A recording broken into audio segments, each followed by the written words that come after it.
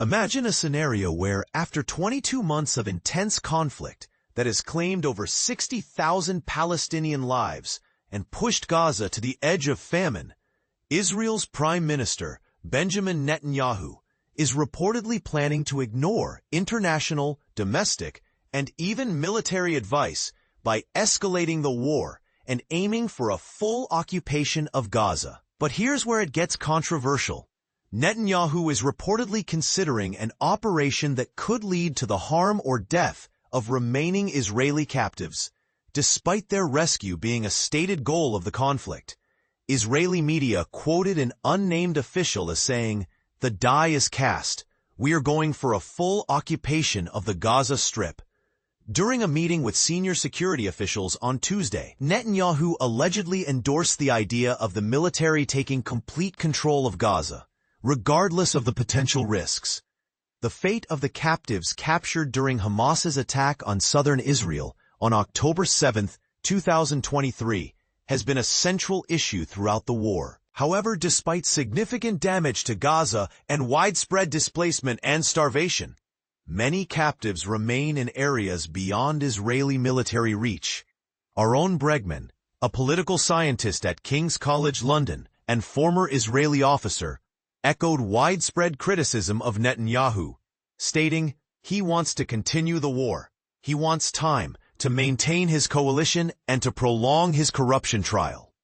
Since 2019, Netanyahu has faced numerous criminal charges. www.aljazeera.com/news/dot/2004/12/9/ Benjamin Netanyahu's corruption trial. The motivations behind this potential offensive are unclear. Some speculate that the talk of occupation might be a strategy to pressure Hamas back into negotiations. However, others believe it could be a genuine attempt to eliminate Hamas and force Gazans into concentration camps.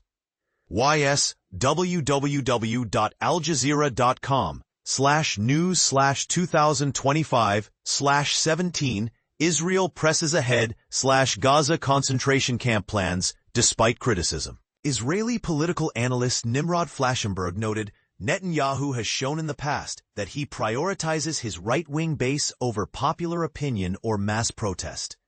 The feasibility of occupying all of Gaza is questionable.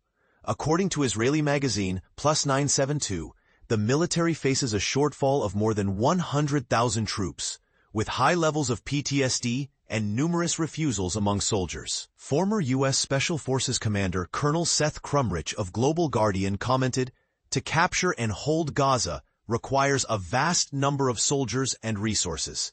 Domestic opposition to the war will also hinder such a large-scale mobilization." Many in the Israeli army and security services oppose Netanyahu's plans. For instance, Chief of Staff Lieutenant General Eyal Zamir and over 600 former senior security officials have called for an end to the war.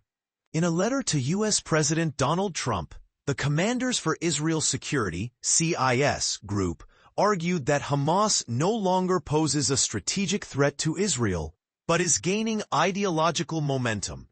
The question remains, why would Netanyahu pursue such a risky and unpopular move?